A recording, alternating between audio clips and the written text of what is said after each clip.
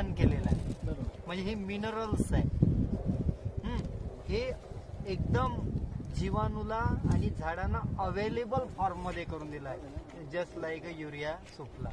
हे ready to consume. हा बिलकुल रेडी टू कन्झ्युम. कारण हे मिनरलायझेशन ही सेकंड प्रोसेस आहे.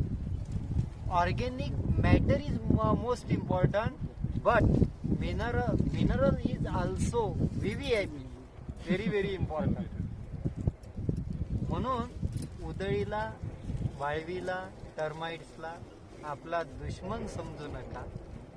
कारण आपला जो मेटारिझम आहे तो सुद्धा याला खतम करेल.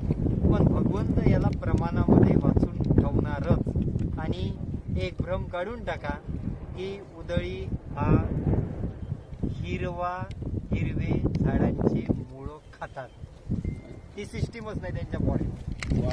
ओन्ली डिकेइंग आहे. म्हणजे जे वाळलेलं आहे तेच खाण्याची क्षमता. अन्यथा जर समजा उधळी नसती तर जंगलामध्ये जे वाळलेले झाड आहे त्यांचं कार्बन डायऑक्साईड उडून गेलं असतं. आणि इतकं प्रदूषण झालं असतं का अंदाज नाही. 65% पोल्युशन हे एकट्या ॲग्रिकल्चर लँडमध्ये इंडियात. आणि पूर्ण दोष दिल्या जाते व्हेकल्सला. तेवढं नाही आहे.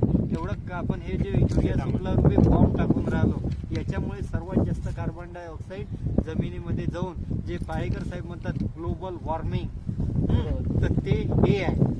आणि सगळ्यात म्हणजे ही माती तुम्ही जपून ठेवा. आणि ही जपून याचं काय करा, हे तुम्हाला रेडीमेड दिलेली आहे. म्हणजे काय आहे, तुम्हाला 25 किलो माती खूप सफिशियंट झाली एका एकरासाठी. खूप सफिशियंट. आणि एवढी तर एका वर्षात एक वारुळच तयार करतो. हे त्यांचं घर आहे. हे हा पूर्ण सेंटर आहे त्यांचं. मिनरलायझेशन करते म्हणून याला माती नाही म्हणा. फिल्ट्रेशन प्लांट फिल्ट्रेशन प्लांट आपल्या शेतातला.